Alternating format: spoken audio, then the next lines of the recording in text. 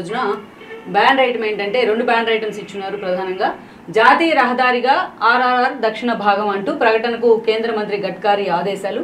రేవంత్ రెడ్డి గత 2 రోజులుగా ఢిల్లీలోనే ఉన్నారు. రాష్ట్రానికి సంబంధించిన కొన్ని కీలక అంశాలతో పాటు ఏదైతే లోక్సభ ఎన్నికల షెడ్యూల్ రాబోతోంది ఈ అంశానికి సంబంధించి అటు కాంగ్రెస్ పెద్దలతో కూడా ఆయన భేటీ కాబోతున్నారు. ఇక కొంతమంది కేంద్ర మంత్రులను కూడా ఆయన భేటీ కావడం జరిగింది. సుదీర్ఘంగా రాష్ట్రానికి రావాల్సిన నిధులతో పాటు కొన్ని కీలక అంశాల మీద ఆయన ఫోకస్ పెట్టే ప్రయత్నం అయితే చేశారు.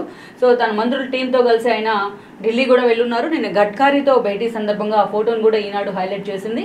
ఇక అదేవిధంగా చూసినట్లయితే ఏదైతే RRR జాతీయ రహదారిగా దక్షిణ భాగాన్ని ఎక్స్టెన్షన్ చేసేందుకు కూడా గడ్కరీ గ్రీన్ సిగ్నల్ ఇచ్చున్నారు. అధికారులకు కూడా ఆదేశాలు జారీ చేశారు. ఈ అంశాన్ని ప్రధానంగా ఇచ్చున్నారు హైలైట్ చేసి. అదేవిధంగా చూసినట్లయితే ఈ ప్రకటనకు కేంద్ర మంత్రి గడ్కరీ వెంటనే ఆదేశాలు జారీ చేశారు. ఆయనతో సీఎం రేవంత్ రెడ్డి భేటీ తర్వాత నిర్ణయం తీసుకున్నారు. యుటిలిటీస్ తరలింపు వ్యయాన్ని కూడా కేంద్రమే భరించబోతోంది. ఇది ఒక కీలక అంశం అనుకోవాలి. 14 రహదారులను అప్గ్రేడ్కు ముఖ్యమంత్రి వినతి అంటూ కూడా మనం చూస్తున్నాం.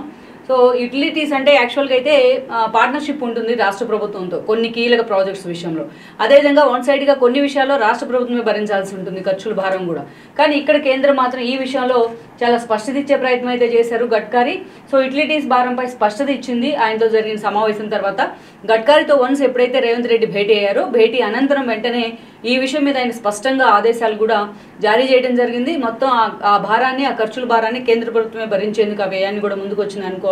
తెలంగాణకు సంబంధించి ఇది ఒక ఇనిషియేషన్ అనే అనుకోవాలి. దట్టు లోక్సభ ఎన్నికలు రాబోతున్న ఈ తరుణంలో ఇది ఒక కేంద్ర ప్రభుత్వం వైపు నుంచి ఒక మంచి ఇనిషియేషన్ అని అనుకోవాలి. తెలంగాణకు సంబంధించిన ఒక డెవలప్మెంట్ యాక్టివిటీ, అది కూడా రింగ్ రోడ్డుకు సంబంధించి.